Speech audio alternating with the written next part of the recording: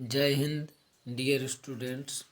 तो आज हम फिफ्थ सेमेस्टर के फार्मास्यूटिकल ज्यूरिस्प्रूडेंस के 16 पेपर करेंगे 2021-22 के। इसमें हम करेंगे फिफ्थ सेमेस्टर के क्वेश्चन पेपर 16 और जो फिफ्थ और सेवन्थ सेमेस्टर के जो क्वेश्चन पेपर हैं वो जल्द ही इस पे अपलोड उस पर हम आगे 16 पेपर करेंगे सेवन्थ सेमेस्टर के। इसके बाद फिफ्थ सेमेस्टर के बाद तो इसमें हम करेंगे यानी कि फिफ्थ सेमेस्टर फार्मास्यूटिकल ज्यूरिस्प्रूडेंस के क्वेश्चन पेपर सॉल्व करेंगे। जो 2021-22 में पेपर आया था उसको हम सॉल्व करेंगे इस वीडियो में। सेक्शन बी इस वीडियो में सॉल्व करेंगे और सेक्शन ए वो पहले से ही अपलोड है वीडियो हमारे यूट्यूब चैनल पर। जाकर के डिस्क्रिप्शन से लिंक देखकर आप देख लीजिए अगर आपने वो क्वेश्चन नहीं देखे हैं तो आपको। और सिंपल ट्रिक से क्वेश्चन सभी समझाए गए हैं और इसमें सेक्शन यानी कि क्वेश्चन नंबर बी 2 सॉल्व करेंगे। क्वेश्चन नंबर 2 का ए क्वेश्चन नंबर ए सॉल्व करेंगे। इसमें ए बी सी 3 क्वेश्चन होते हैं तो इसमें हम एक क्वेश्चन सॉल्व करेंगे ए। अब बी और सी अगली वीडियो में हम सॉल्व करेंगे। तो इस वीडियो में हम क्वेश्चन नंबर ए सॉल्व करने हैं। तो वीडियो को करते हैं स्टार्ट। तो क्वेश्चन नंबर ए है write in detail about schedule M, यानी कि शेड्यूल एम के डिटेल में लिखिए। जीएमपी जिसे गुड्स मैन्युफैक्चरिंग प्रैक्टिस बोलते हैं उसके अंडर ड्रग डी से यहाँ पर आप शेड्यूल एम जैसे यहाँ पर है तो आप शेड्यूल डी और शेड्यूल सी मत समझना, क्योंकि यहाँ पर इसने शॉर्ट फॉर्म में लिखा है under drug and cosmetic act 1940 में। जो ड्रग एंड कॉस्मेटिक एक्ट है वो 1940 में आया था। यहाँ पर आप शॉर्ट फॉर्म में लिखा है ड्रग एंड कॉस्मेटिक, तो इसके अंडर यानी कि शेड्यूल एम को आपको डिस्क्राइब करना है, डिटेल में लिखना है। 10 नंबर के अकॉर्डिंग आपको इसको डिटेल में ही लिखना होगा। तो इसमें सबसे पहले क्या करेंगे, शेड्यूल एम हेडिंग डालेंगे। फिर इसके बाद लिखेंगे schedule M is a part of drug and cosmetic act. ये जो शेड्यूल एम है ये एक पार्ट है, किसका भाग है, ड्रग एंड कॉस्मेटिक एक्ट जो 1940 में आया था। जो एक्ट उसका एक पार्ट है। It is GMP for pharmaceuticals and should be pharmaceuticals that should be followed by pharmaceutical manufacturing units in India. और ये जो है जो गुड मैन्युफैक्चरिंग प्रैक्टिस के लिए फार्मास्यूटिकल के फार्मास्यूटिकल फॉलो किए जाते हैं। फार्मास्यूटिकल मैन्युफैक्चरिंग की जो भारत की जो इकाई है उसके द्वारा गुड मैन्युफैक्चरिंग प्रैक्टिस के ये शेड्यूल एम के अंतर्गत आते हैं। तो schedule M is having detail about company premises quality control system quality control laboratory GMP in production cleaning of equipment housekeeping cross contamination and other related topic. ये क्या है, शेड्यूल एम के topic हैं। इन पर क्या काम करना होगा, इन पर आपको इनके बारे में जैसे होगा क्वालिटी कंट्रोल हो गया, सिस्टम क्वालिटी कंट्रोल लेबोरेटरी हो गया, GMP in production cleaning of equipment housekeeping cross contamination, इन सभी के टॉपिक पर आपको लिखना होगा। इन सभी का काम होता है किसमें, शेड्यूल एम में। तो इसके 2 पार्ट हैं शेड्यूल एम के। जैसे शेड्यूल एम का प्रथम पार्ट है drug good manufacturing practice for premising in material, यानी जो जीएमपी है ये शॉर्ट फॉर्म किसका है, गुड मैन्युफैक्चरिंग प्रैक्टिस का ये शॉर्ट फॉर्म है जो जीएमपी है। तो एक ये पार्ट हो गया। और इसके कुछ इसमें क्या क्या होते हैं, जैसे जनरल रिक्वायरमेंट होना चाहिए, वेयर हाउस होना चाहिए, प्रोडक्शन एरिया होना चाहिए, जो ड्रग मैन्युफैक्चरिंग की प्रैक्टिस के लिए ये सभी होते हैं। क्वालिटी कंट्रोल एरिया होना चाहिए, रॉ मटेरियल होना चाहिए, इक्विपमेंट होने चाहिए, क्वालिटी एश्योरेंस, क्वालिटी कंट्रोल, ये सभी क्वालिटी कंट्रोल सिस्टम, ये सभी किसमें पार्ट 1 में आते हैं इतने इक्विपमेंट मटेरियल। तो इन सभी का आपको क्या करना होगा, ये इन सभी के कुछ इनके बारे में डिटेल में लिखना होगा। इन सभी जैसे जनरल रिक्वायरमेंट क्या होता है, किस तरह वेयर हाउस किस तरह से होना चाहिए, प्रोडक्शन एरिया किस तरह से मेकिंग किया होना चाहिए, क्वालिटी कंट्रोल एरिया जो किस तरह से बना होना चाहिए, कंस्ट्रक्शन रॉ मटेरियल किस तरह से पास होना चाहिए, इक्विपमेंट कौन कौन से होने चाहिए, क्वालिटी एश्योरेंस अच्छे से की जानी चाहिए, ये सभी जो है इन सभी के बारे में आपको डिटेल में लिखना होगा। तो इस सबसे पहले हेडिंग डालेंगे जनरल रिक्वायरमेंट। तो जनरल रिक्वायरमेंट में क्या आता है, जैसे लोकेशन एंड सराउंडिंग, यानी कि आप जहाँ पर अपनी इंडस्ट्री, जैसे जो इंडस्ट्री शॉर्ट टाइम में कंपनी डालना खोलना चाहते हैं, सिचुएटेड यानी कि स्थित उस स्थान का लोकेशन और उस सराउंडिंग यानी कि आसपास कैसा एरिया है, वो सभी आपको इसके बारे में लिखना होगा। जैसे the factory buildings for manufacture of drugs shall be so situated and shall have such measures as to avoid risk of contamination from external environment, including open sewage, drain, public lavatory, or any factory which produce disagreeable and obnoxious odor and or fumes, excessive soot, dust, smoke, chemical और biological emission. ये सभी क्या जैसे smoke ना होना चाहिए, जैसे कहीं जिस एरिया में आप खोल रहे हैं तो वहाँ पर जैसे सीवेज यानी कि नदी के पास नहीं, ड्रेन जैसे पब्लिक एरिया नहीं होने चाहिए फैक्ट्री, और जहाँ पर ना अडर ना अधिक स्मेल यानी बदबू आनी चाहिए, सो डस्ट ना हो, धुंध ना उड़ रही हो, स्मोक, अधिकतर केमिकल, ये सभी यानी कि ये सभी हानिकारक होते हैं। और उसकी एक पर यानी कि परमानेंट उसकी एक सिचुएटेड जहाँ कर रहे हैं उसकी वो लोकेशन होनी चाहिए। ये क्या है, जनरल रिक्वायरमेंट की हेडिंग है जो लोकेशन एंड सराउंडिंग।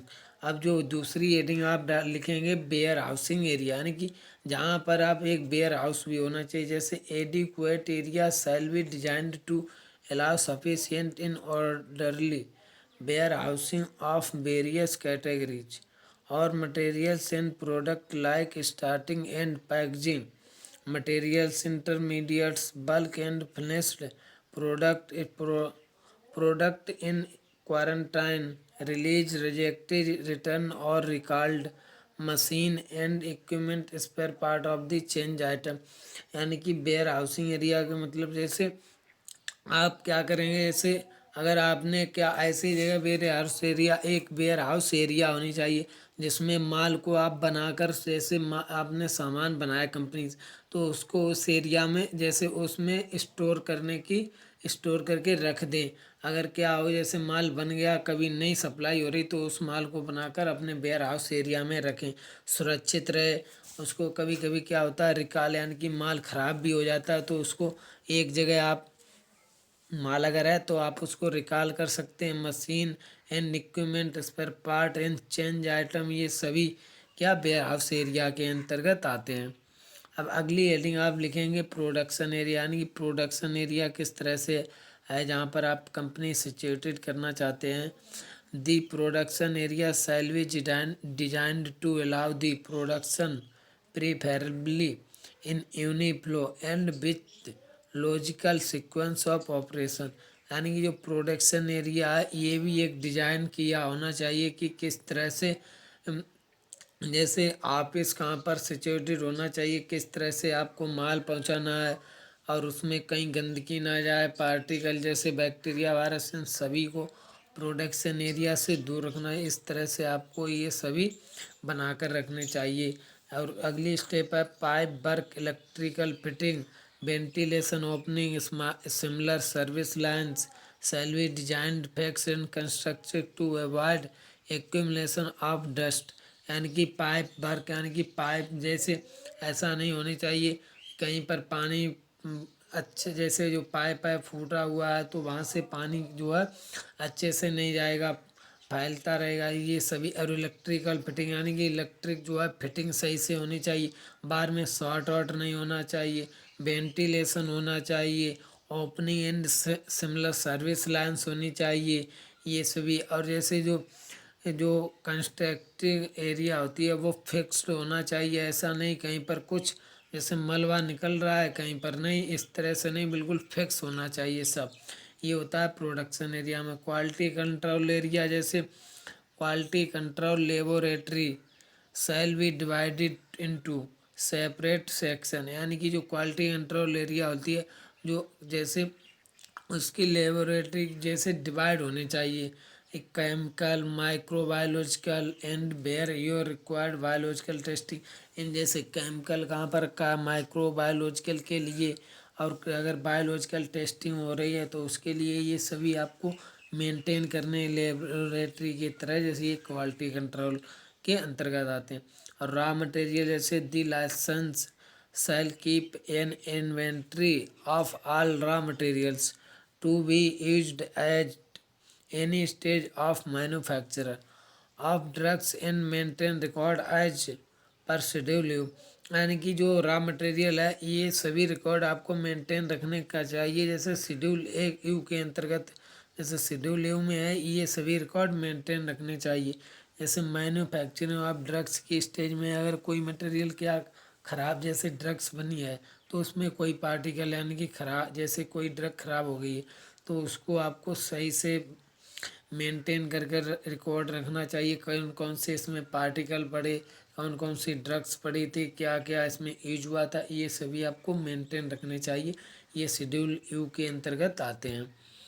अब हम अगर जो दूसरा पार्ट है इसका, requirement of plant and equipment, यानी कि जो प्लांट के जैसे रिक्वायरमेंट जो है आप यहाँ पर इंस्टीट्यूटेड कर रहे हैं उसको जैसे एक प्लांट ही बोलते हैं जहाँ पर आप प्रोडक्शन करेंगे, और उसके क्या क्या इक्विपमेंट है, जैसे एक्सटर्नल प्रिपरेशन यानी कि बाहर की तरह बाहरी प्रिपरेशन तैयार करते हैं, ओरल रिकॉर्ड प्रिपरेशन करते हैं, टैबलेट करते हैं, powder, capsule, surgical dressing, ophthalmic preparation, repackaging of drugs and pharmaceutical chemical, parental preparation.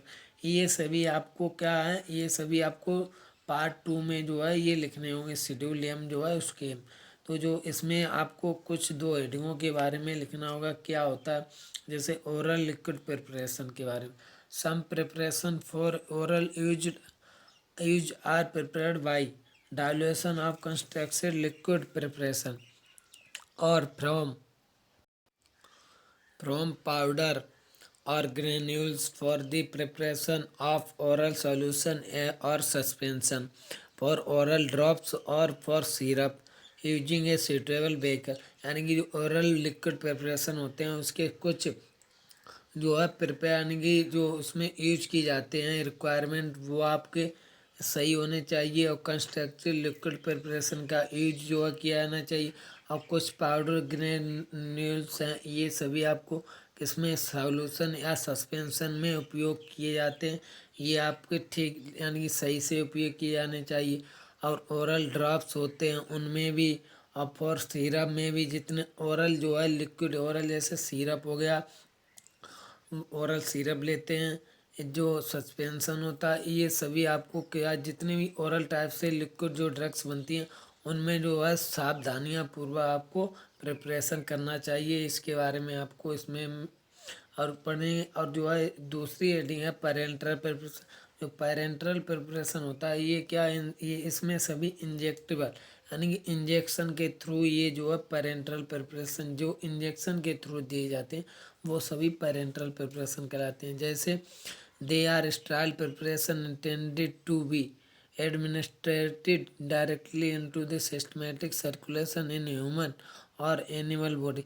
यानी कि ये क्या इसमें ये सिस्टमेटिक सर्कुलेशन डायरेक्ट करते हैं किसमें, ह्यूमन हो या एनिमल की बॉडी में डायरेक्ट करते हैं, नॉट ये जो है जो उसमें किडनी के थ्रू ये नहीं जाती है, जो है इसको डायरेक्ट ओरल प्रिपरेशन इसमें नहीं करते। They are required like any pharmaceutical doses farm to meet the pharmaceutical quality standard as described in pharmacopoeias and to be safe for the intended purpose of use। इसमें क्या करते हैं जो है ये सभी जैसे ये बनाने के लिए आपको स्ट्राइल जो है प्रिपरेशन यानी कि जो सॉल्यूशन है उसका उपयोग करना चाहिए।